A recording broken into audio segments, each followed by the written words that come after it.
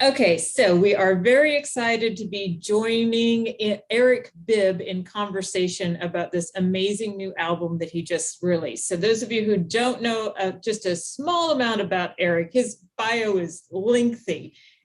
So I'm going to just a little bit of information. Yeah, Grammy nominated singer-songwriter. I would say blues, but I think your music reaches all genres as all good music should. So it goes beyond borders of a label. I love that. Your bio notes that you're fiercely literate and historically informed, and you're using all of that to express yourself through music. So what better spotlight than to have an interview with the Woody Guthrie Center, because that's exactly who Woody was. I concur. I concur. Right. I mean, you're following right in those footsteps of all of those who came before us and paved that way of using your art to reflect your society, the history, and how we can do things better. And I'll just tell you, so our special exhibit at the Woody Guthrie Center right now is a Grammy Museum exhibition entitled Songs of Conscience, Sounds of Freedom. Wow. Again, your work fits so nicely within the scope of that particular exhibit, especially this new release. So Eric has a brand new album entitled Dear America, and it's a love letter to the country that also illuminates some of the bad and the ugly along with the good. But also is very self-reflective. So, again, it's an amazing piece. And first of all, I want to thank you for this amazing piece of artistry reflecting history and our current situation and hope for the future, because we always hope. We do. That's why we do what we do. It's funny you mentioned the connection to Woody just in those terms, because very recently, I think about Woody and Pete, intermittently through the weeks and months, but because that's my history. But recently, I was thinking about how many songs I've written. I don't really know the exact number, and I'm sure Woody didn't know the number of songs he wrote either. You lose track if you're prolific, and I consider myself prolific, and he certainly was. And I just was thinking of that similarity, the fact that, a song is never that really far away, it's sort of waiting in the wings for you to, bring it on stage. And yeah, it's a nice link. It's a nice connection to a man who I actually had the pleasure of meeting once. Yeah. Again, that takes us back to your family history and growing up around all of these musicians in New York during folk revival.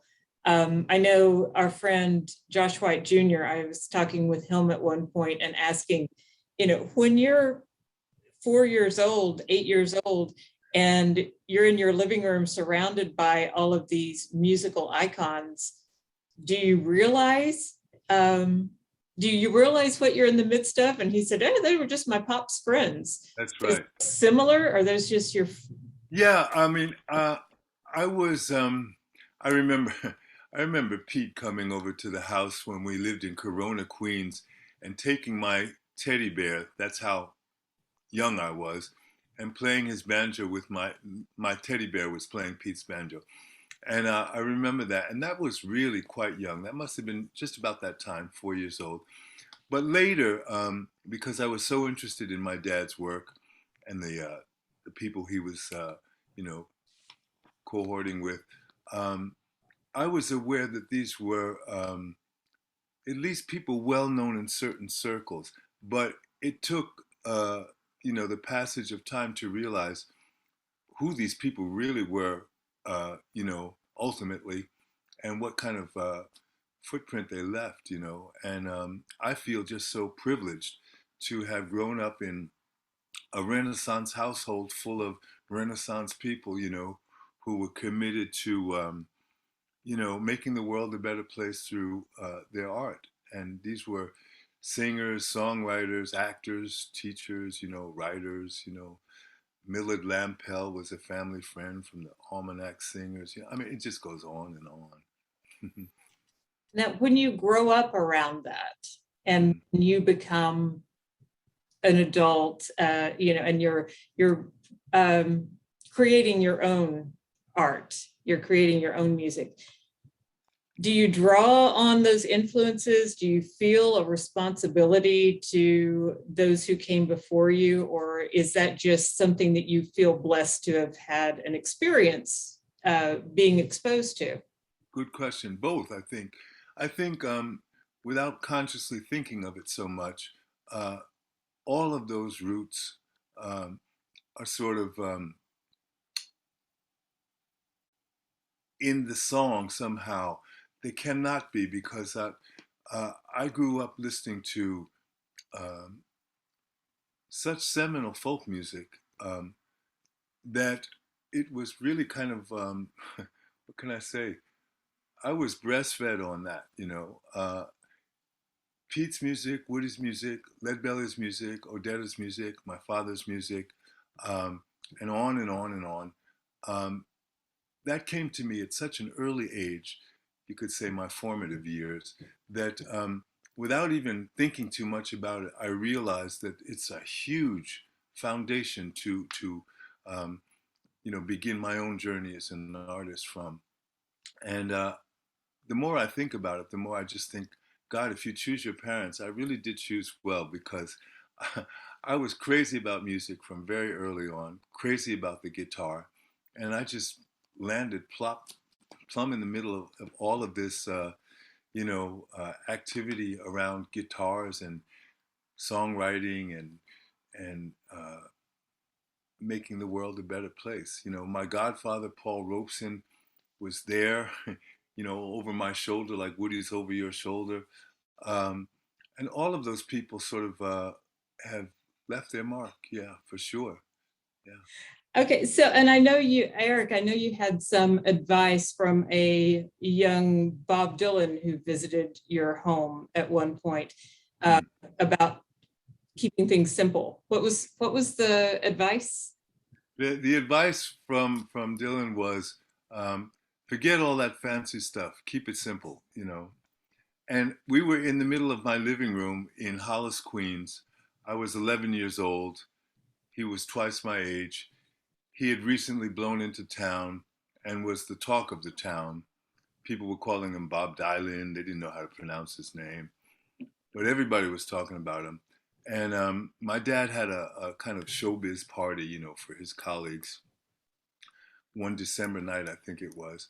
And I remember 2/3 of Peter, Paul, and Mary showed up. And when everybody thought that Dylan was a no-show, my parents sent me up to bed. And then as I was getting into bed, I heard this commotion downstairs, and I realized that the noise level had gone up for a reason. And I thought, well, maybe he actually has shown up. So I came down in my pajamas in my bathrobe, and there he was in the middle of the living room. And I walked right up to him and I said, "Hi, I'm Eric. I play guitar too." And we got into a conversation, and I think he was a little bit, what can I say, mildly disdainful of the kind of bourgeois folk crowd, that was, you know, making lots of money in those days, and arranging folk music in a way that Woody wouldn't have, you know. And so he had things to say about that. But his advice to me was, yeah, man, keep it simple. Forget all that fancy stuff. Well, and as often happens, he was reflecting a quote of Woody's. I mean, Woody said, "Any fool can make something complicated. It takes a genius to keep it simple." And that's a Seeger thing, that the genius of Woody Guthrie was in his simplicity. Yes. Because, to be, and I love that, just breaking things down and making them approachable for Mm. everyone, regardless Yeah. of where you came from. Everybody Exactly. gets it. Which leads us to your album. I love the question that your bio and the information about the album quotes you as saying, if you could call out your country, what would you say? Mhm. What are you saying as you're calling out the country on this recording? Well, I'm saying, first of all, that I feel blessed and perhaps even privileged to be an American, to have grown up at a time in America when um, the hope factor was really looming large. Um, and you have to realize that the context I grew up in was a very active, optimistic, hopeful, engaged, loving community of musicians and artists and educators who were intent upon really making America live up to its promises of justice and pursuit of happiness and freedom, etc. So it was a grand time to be a youngster and to be a teenager, because that's a time when I think all young people would want to feel that there's a reason to do their best and to get involved and to contribute to the society that they're a part of. And through music, I really felt that connection, to, if not the larger country, certainly the folk music community, who I tended to think of as these were the Americans that, the real Americans, Uh, this was the community of people who believed that we're a family, And what I wanted to say with this record was, first of all, I care. I am loving much of my heritage, loving the courageous people that champion the things that are important to me, who are close to me even. And I want to keep this conversation of this uncomfortable conversation of looking at our brutal history going on, because I think that's the path to coming out of um, this quagmire of conflict. That's what I see when I see America today. I see more divisiveness than ever in my experience. I don't live there anymore, but I have toured a lot in the States recently and visit family there. So I'm aware of what's going on, and I see and sense a real deepening, divide, to the point where people are unbelievably um, balking at teaching school children the truth about American history. This is so alarming. So I'm really glad I had a chance to weigh in with this love letter to America and view um, America from my perspective as an American living abroad, an African American living abroad, who is very much uh, aware of the need for this uncomfortable conversation about the citizens who are, taking sides against each other, pulling down statues, refusing to let children read what really happened in this country of ours. Um, so I started out with a song called Whole Lotta Lovin', because really at the end of the day, this is an album about the power of love and how all of my heroes were aware that that's really the ingredient that's going to affect the greatest change. So I ended up by listing the music styles that I feel are invaluable to me as a listener, as a music lover. I talked about food that I love from, my culture. And I wanted to be kind of like a come on in, everybody, come one, come all. This is a picnic. We can talk about music, we can talk about food, but sooner or later, we're going to have to talk about white and black. We're going to have to talk about Emmett Till, you know, yeah, all of that stuff. So this is a love letter. Yeah, an open love letter to America. And it's beautifully done, honestly. I mean, you hit on some sensitive pieces of history in a way that is thoughtful and empathetic, and touches hearts. And I think that's the sign of, again, a true genius, being able to touch hearts.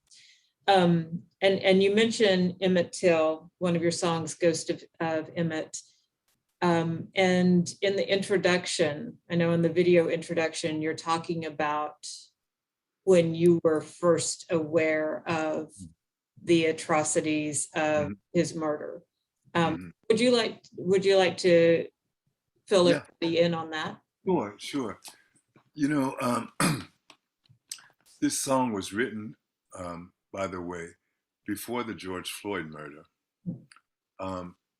What spurred that song along was a documentary I had seen on television about Sam Cooke. And in that particular Netflix documentary, there's a reference to Emmett Till. And that triggered a memory. And the memory is this.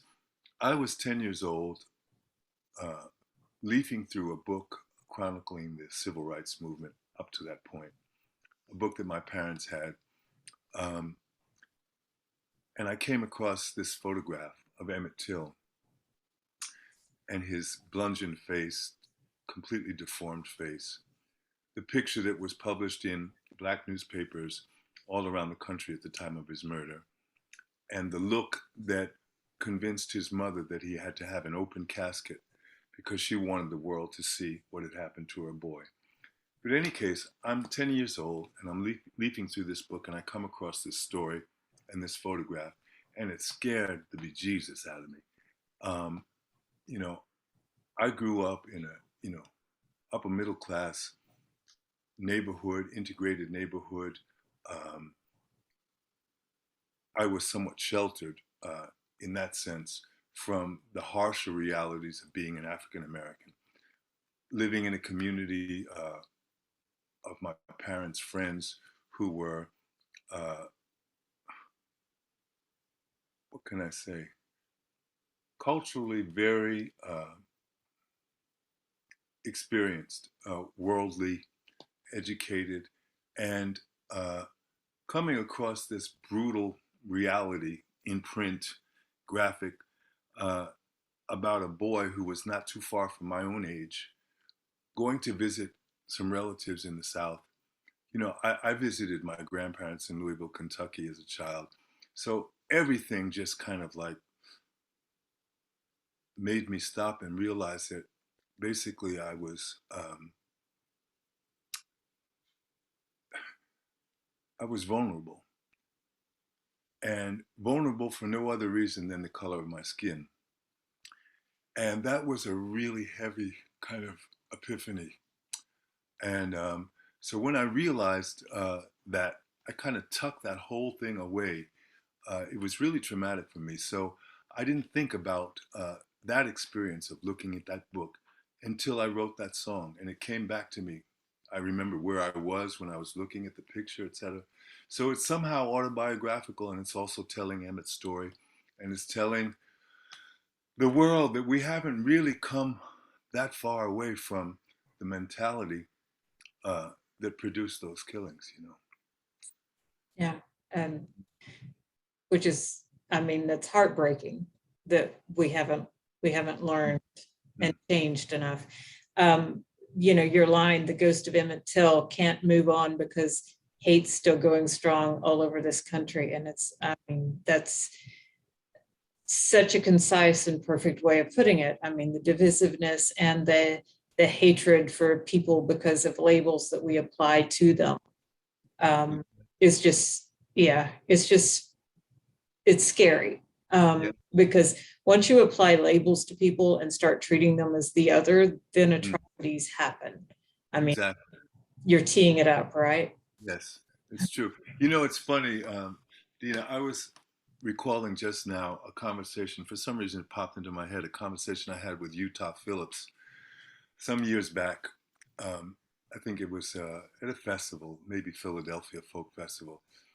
But he brought up something that really impacted me. He said, Eric, sure, we're living in fraught times of conflict and violence, etc. But this is nothing new. He started recalling the labor movement of the 40s and how violent that actually was. and that was before my time, so I wasn't really aware of the details. But the stories he was telling me, he says, listen, man, brave women and men have always been in the vanguard of social change, and they've always faced incredible resistance from certain quarters, violent resistance. So this is something new. So this is not something new. So the courage that it takes to take a stand is something that's been passed on from generation to generation. So basically, take heart was what his message was, you know.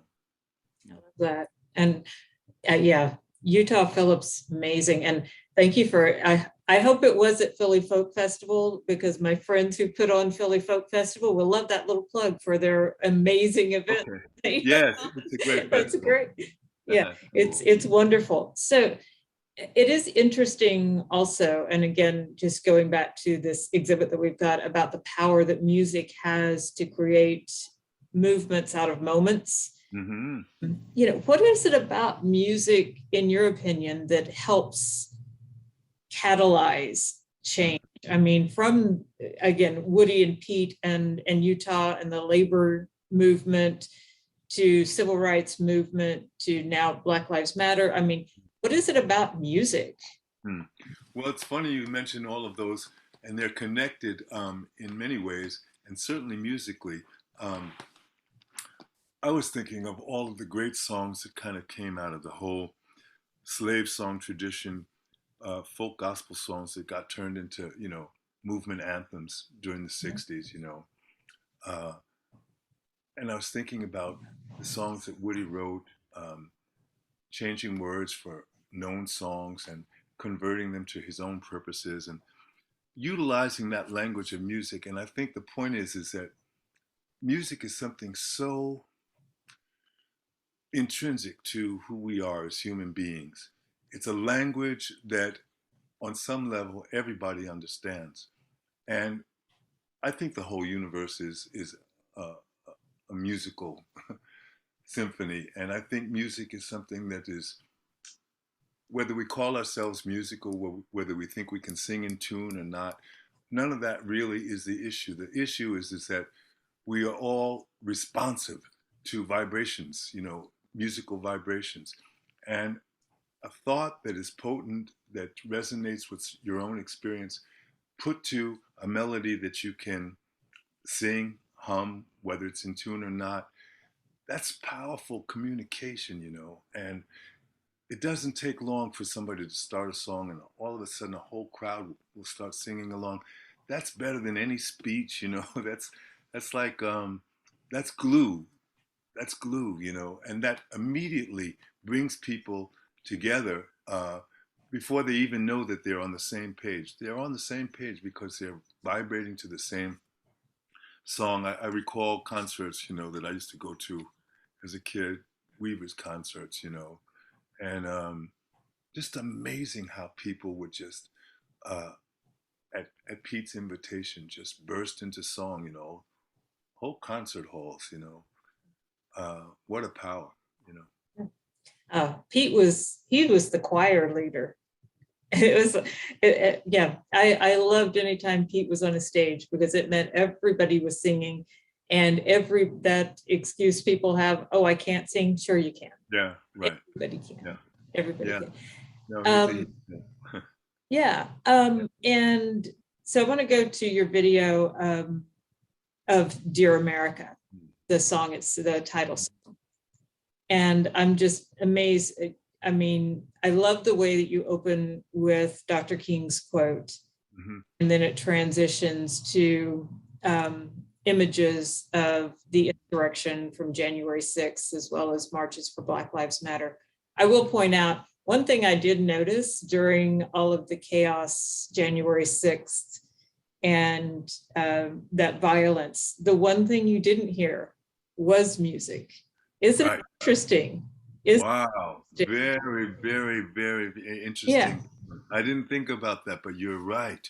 Because everything was, no, because it, you know, it's like when you have a positive message, there's always music behind it. And when you have a divisive, hateful message, that's not music. That's, you know, so I think I'm going to have to copyright a new phrase, you know, without a banjo, it's not a movement.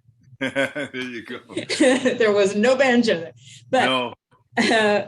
I did appreciate, and if you don't mind sharing the quote from Dr. King that you have at the beginning of that video, I think. Yeah, that quote is, let me see if I can paraphrase it. It was, history will record that in these moments of, these transitional moments of great change, something about, Sorry if I put you on the spot. no, but it's a great quote, and I'm paraphrasing, but he was talking about certainly more telling and more tragic than the uproarious cacophony of the bad people is the silence of the good people. Mm. And this is to the heart of the matter. You know, we can think of ourselves as, you know, decent people, loving neighbors and caring about the world in general. But if we turn a blind eye to injustice and keep silent, we are complicit. And it's just that. It's just that. It's difficult to get involved, especially if you don't have a history of getting involved. It's scary, but it's actually even scarier to not get involved because the consequences, we've seen it historically in many places around the world, what happens when people don't engage and don't hold people responsible who are leaders, and turn a blind eye to injustice. You know, it spirals. So yeah, it's about you know, for me, I realized that there must be a lot of people who didn't grow up like I did, with Woodies and Petes around to you know, lead the vanguard into a better world, and all of this social action, uh, demonstrating, is foreign to them and their experience and scary. And if they've been sufficiently indoctrinated by the powers that be, they will think of people who demonstrate and protest or who actually care about something like Black Lives Matter as people who are destructive to democracy, which is completely the opposite of what's true. That's the ironic thing. So for me, growing up with singers who were really leading the charge, you know, Phil Oakes and people like that, I realized that while I was influenced by that music and those songs and that sentiment, that was not my brief. My path was one of not so much protest singing, but singing to first of all let people know that I was one of them. I don't want to be an outsider. Whoever I'm singing to, whether it's here or there, I want people to know I feel a part of who they are.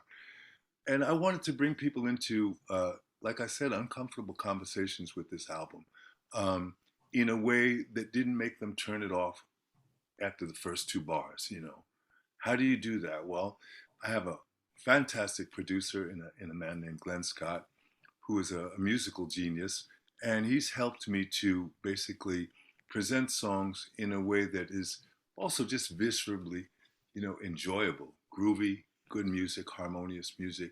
And then you have to say things that are not going to be so much as finger pointing, but say, hey, look at this. Have we missed this? You know, what do you think about this? And really trying not to do the blame game, because it goes nowhere. I mean, it's already so divided. It's already so much of us and them, and they think this and we think that. So anything you can do to kind of really make people appreciate some kind of common ground, that's where you want to go to. Yeah, I love it. In that song, you have a line that addresses the idea that on one hand, you're called a citizen, and on the other hand, you're excluded because of the color of your skin. You know, what during your youth and through your adulthood, how did you see those issues personally? And how do you write about those sensitive issues? Great question. The feeling that inspired that line, and I'm really happy with that line because it's plain speak, but it says a lot about my experience, and it says a lot about the experience of many people. You know, growing up in the 50s, where, you know, in school, you saluted the flag, you crawled under your desk for drills, you know, anticipating nuclear disaster. You were handed out pamphlets that were extremely, you know, indoctrinating in terms of, you know, what they felt about certain people's political beliefs. I was very aware growing up in that Eisenhower era of being an American and what America's status in the world was. And being a part of that to a degree gave some degree of pride or feeling of, yeah, man, I'm an American, you know, that's a good thing. A lot of people want to be Americans, you know. But on the other hand, it was always side by side with this feeling like, but I'm not really an American, because I'm not really treated like Americans are treated if you're, you know, white. I was aware of that difference. And this is a guy who grew up, like I said, you know, in a middle class home, privileged, you know.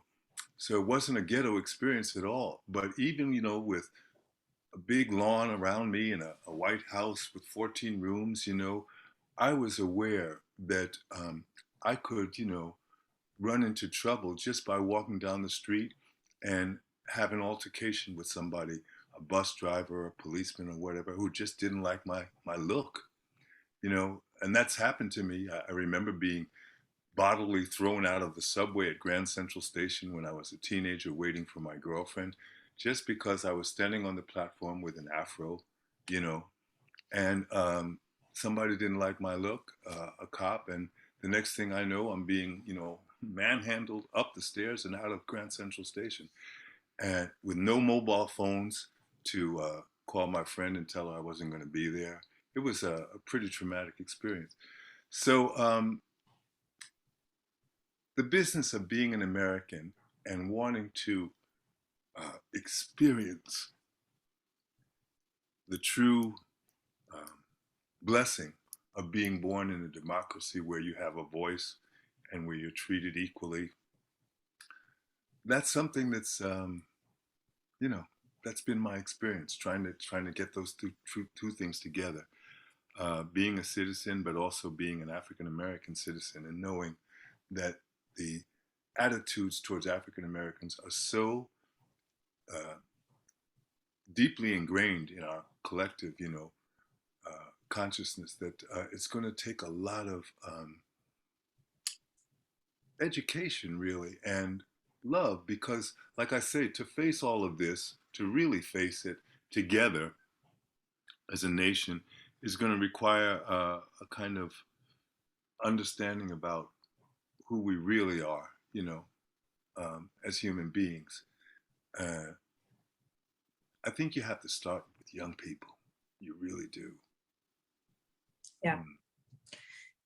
So as a citizen now living abroad, as you see things, you know, going on in the country right now, you know, from the murder of George Floyd to the things that are going on to suppress voting rights in many states right now, yeah, all of this further division and reversing all of the progress that may have been made in the past.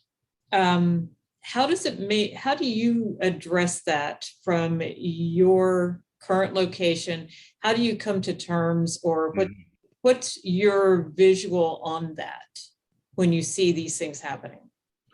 I see the bigger picture, and I see also on a kind of micro level how these things have developed. And I think it comes down to one-on-one contact with the people around us, and all of that really counts. So what I try to focus on, especially being an American living abroad, um, and being an African American, visibly, uh, people recognize me as an American when they hear me talk, and they understand who I am because of my skin color and all that. It gives me a feeling of um, responsibility, you could say. I feel like the other America that's not in the news cycles on CNN, it's not a press conference from the White House. I feel like the other America that I grew up with and that means so much to me and is dear to me has to come through um, how I act and interact with other people. The stories I tell them, the way I tell them. Um, I want to make people aware that stereotypes are really tragic. They prevent us from, I mean, it's normal to have stereotypes, but it's a question of how far you want to go down that rabbit hole. Because if you start to think of people, as you said earlier, um, labeling them immediately because of their appearance, um, you're dismissing their humanity from the start, and you're dismissing your connection to them, and then it's all downhill from there. So I just think it's important to, when we engage with anybody, especially when we're talking about these kind of issues, that we really try to come from a personal point of view so that people can get an insight into the person, not the issue so much. Yeah, I think that's really important. It's like that song White and Black. There's a song on the album called White and Black that I wrote with my friend Glenn. And it's about how we paint pictures of each other, you know, almost immediately, you know, just because of a hairstyle, skin color, shoes, whatever. We do this, and we're missing so much about each other just because we've already decided who they more or less are and what they do. Yeah. Oh, Mm. it's great. And I have to mention another one of my favorite songs on the album, of course, has to be Born of a Woman. Thank you for that. It's what an amazing song. Wow. So what that respect that you show for women through that, Mhm. what was the driving force behind Mm. writing that? I mean, what was your inspiration for writing that? My mother. uh, Exactly. I am fortunate. I have the experience. She's passed on, but I had a mom who was the most supportive friend in you know, my sphere. She was highly educated and insisted on um, imparting her love of words and uh, knowledge to her children. She grew up in New Mexico, and she was the dean of students at Cooper Union in New York for 17 years. So it gives you an idea of what her stature was as an educator. But she was somebody who, just by example, made you know that whether you're black or you're a woman, and there are similarities when it comes to the hierarchy in societies, but regardless of that, you are capable potentially of greatness, and you really must prove first to yourself how wonderful you are, and let the world see that, and try to avoid uh, judging people. Basically, that was her ethos, and my love of her and her love of self and the way she raised me and my sisters and the things that she was involved in as an educator just told me that we are all born of a woman, you know, and the misogyny that seems to be burgeoning in the world, all over the world, not just in America, but everywhere right now um, is alarming, and it makes me just think. I don't know where we are evolutionary wise. If we're sort of culminating some kind of real fear-oriented darkness, and we're going to emerge uh, soon, we want to say, because it's really intense right now. The viciousness and the complete lack of connectedness that uh, permits this kind of misogyny is something that we need to think about. And because this world is still a world basically where paler men of a certain generation are still pulling most of the strings, they're not going to be the first ones to sound the alarms. You know, they're perhaps disturbed too, but the status quo is still pretty comfortable with itself, as evidenced by just looking around. Things are not changing rapidly in that sense. Many of the institutions and structures still contain all of these incredibly biased, you know, attitudes. So it's going to be chipping away like always. You know, you just have to keep reminding people and be vocal and you know, find your allies and you know, stay strong. Well, and I will tell you, as a mother myself, you make your mom very proud. Uh, you're doing her legacy so much justice in your work. She would tell me that. She would tell me in a very sober way, not in a gushy way, mushy way. She would just say, you know, I'm really proud of who you are, who you've become. And, you know, of course, I have to say to her, well, look where I came from, you know. Mm-hmm. But Exactly. that's a feeling I have for both my parents. I have their pictures on the kitchen wall, and every once in a while, I'll just look over my shoulder at one of them and say, you know, thank you, because I realize that, you know, yeah, the wave I'm riding is a lot to do with their buoyancy, you know, Oh, their way of loving me. Mm.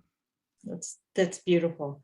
I will say too, the song did remind me a bit. It made me reflect back also on a song that Ani DeFranco wrote and performed, "Play God," which, Okay. you know, she's calling out Mm. the patriarchy for making laws that legislate Right. a woman's body, and she points out, I'm the creator. Right. This body creates. You don't play God, I do. And Right. Wow. Yeah. your song was such a great companion. I mean, as soon as I listened to your song, I backed up and listened to Ani's, and I just, Wow. I'll have to go check it out. yeah, we need to just play this for some legislators, I think, or Yes. United States. Maybe go to Texas and play it a little bit. Yeah. Yeah. Boy, what's going on is pretty frightening there. It's really strange. I mean, I Mm. just keep on. I think that's which is why I was kind of curious, is since you're removed physically and Mm. are able to observe, just having your input on that, being able to observe from the outside was interesting, Mm. for sure. So in the one of your lines from Dear America is, "What in the world are we gonna do?" What in the world are we gonna do about this? Yes. Well, I think we're not the first generation to ask that question. Mhm. It's good to remember that, as I said, I refer back to that Utah Phillips conversation. It's good to remember that many have gone before us who have faced, perhaps, at least in their immediate environment, even more, uh, you know, formidable obstacles and violence, etc. Um, what we're going to do is keep talking about it, keep singing about it, keep teaching our children what we perceive is the truth about our history, uh, and teach it with love. And when I say that, I just mean that after all is said and done, after all of this uh, malarkey that we've created, it's good to remember that life itself is a miracle. It's a gift. It's an endless gift, you know. And if you kind of just focus on that, I think you have a better chance of solving the problems that we're still haunted with, you know. Mhm. So I just thought I would put you on the spot just a tiny bit. Love it. Yeah, you know, because you're here, I'm here. Why should we not? Yeah. So of course, Woody wrote "This Machine Kills Fascists" on a lot of his guitars. We got Pete kind of modeling that on his banjo. This machine surrounds hate and forces it to surrender. If Right. you had to Eric Bibb quote on your instrument, short, concise, punchy, what is your guiding light? That's a great question, and of course, I've given that some thought because um, I wouldn't have been comfortable with either Woody's or Pete's um, um, decoration. I would, and I understood where they were coming from completely, um, and sympathize with that notion, but um, they were from that era. I would have to say something like,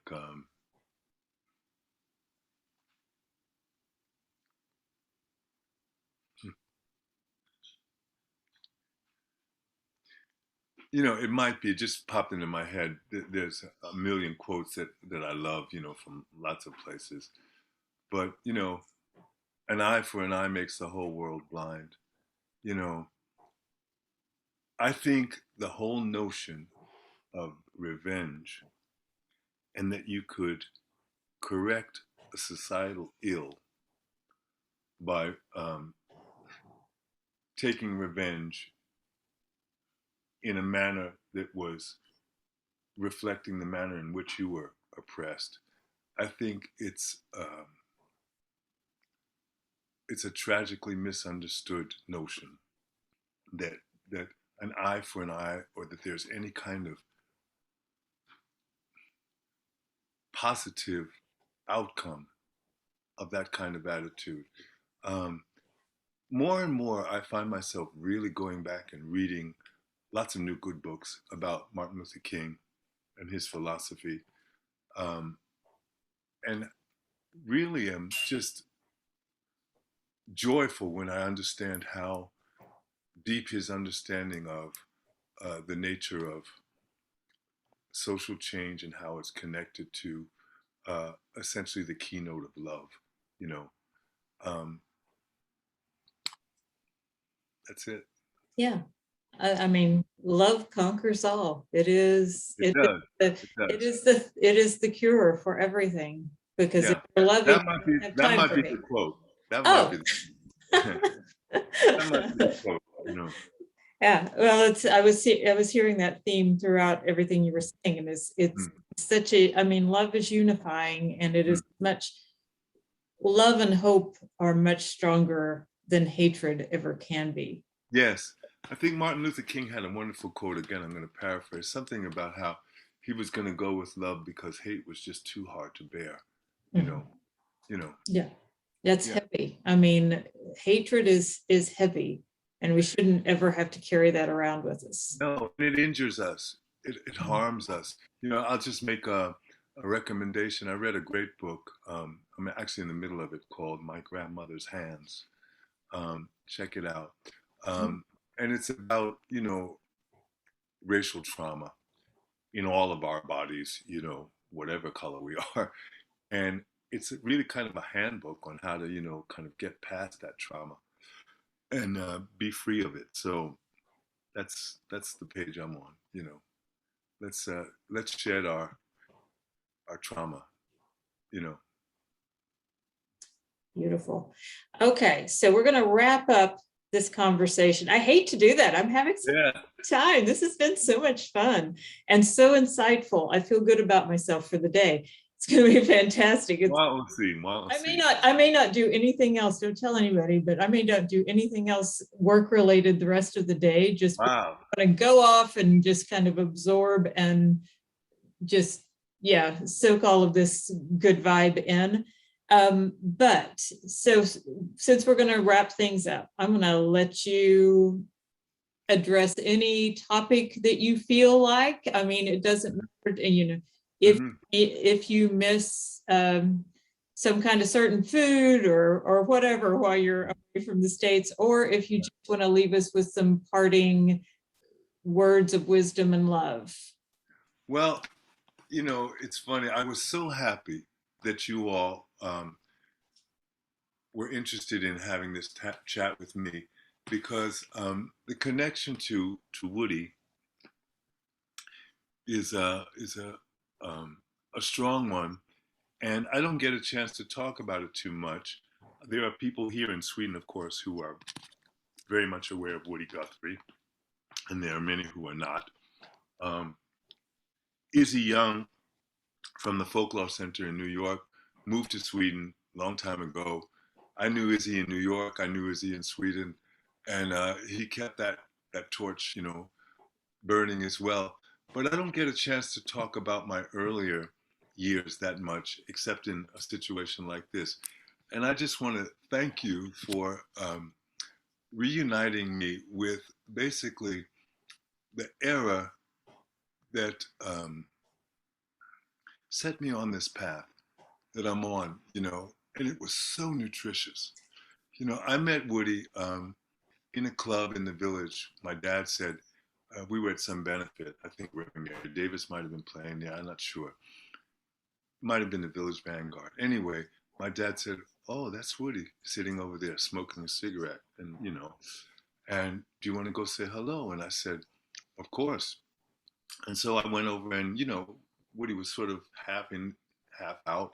But I shook his hand and, you know, was just thrilled to actually meet him. But my sister went to high school with Nora, you know.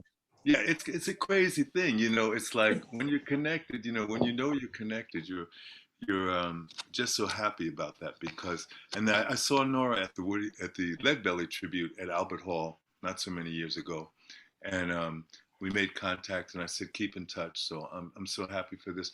But I want to just say that for me to have this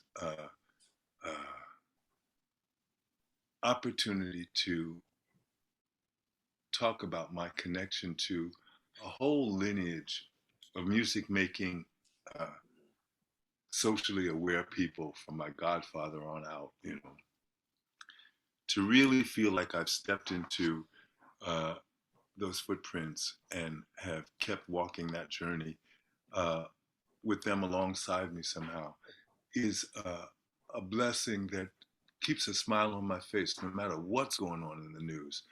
I'm happy to have uh, a voice. I'm happy to know how to play guitar.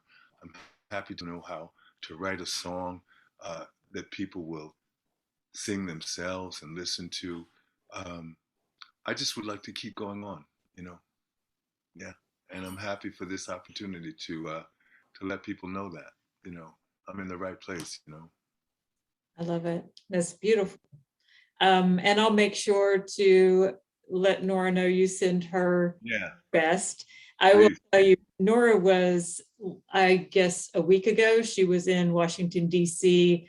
marching for voter rights. Wow. You know, and interestingly enough, her daughter said that when Nora came back and she said, you know, how was it? And she said 4 words: fascism is a bully. And that's a direct quote from an excerpt from Woody, where he talks about fascism just being a bully. That's it. Waiting to take advantage. Like any bully, it looks for weakness and then uses force. Yes. And force can work as long as you're willing to use that force, but love lasts. Love That's true. And does conquer all. Mm-hmm. Yeah. Yeah, it does. Oh, I'm so happy to hear that she's in the band, you know, and wish her all the best and all of hers. And yes, the beat goes on. It does. Well, Yeah. thank you for being part of the family. We adopt people along the way, and we've certainly now adopted you, and you can't ever, like most families, once you're in, you can't ever leave. So you're stuck I with love it. I love it. I love it. it. Lovely. All Wonderful. right. Well, thank you so much. This has been such a pleasure. I'm going to go back and listen to the album again. Everybody needs to get this album, listen to it, get it in your ears. Hey, I'm going to show you the cover just now because I Yes. want to do that. I'll be right back. I'll Yes, be go right get back. it. Yeah.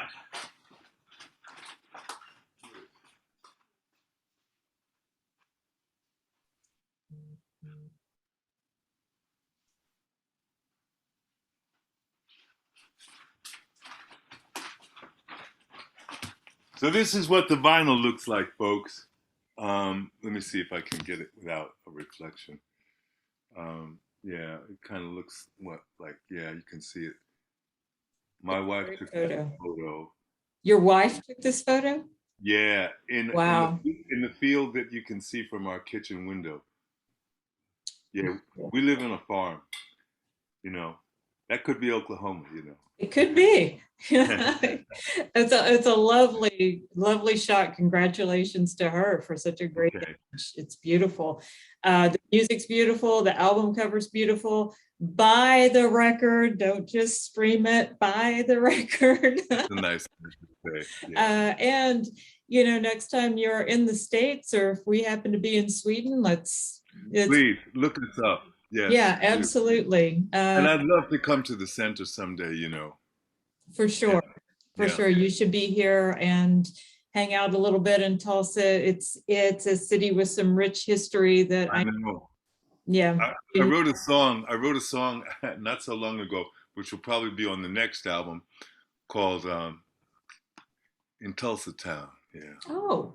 Yeah. Yeah. I might send it to you a preview. Yes. Send it. Yeah. Send it to me. Yeah. Okay. I love it.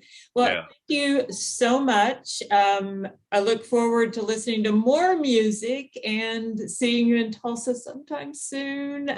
When things are a little safer for travel. But yeah, again, thank you for being here and chatting with me, but especially for an amazing work of art. Thank you.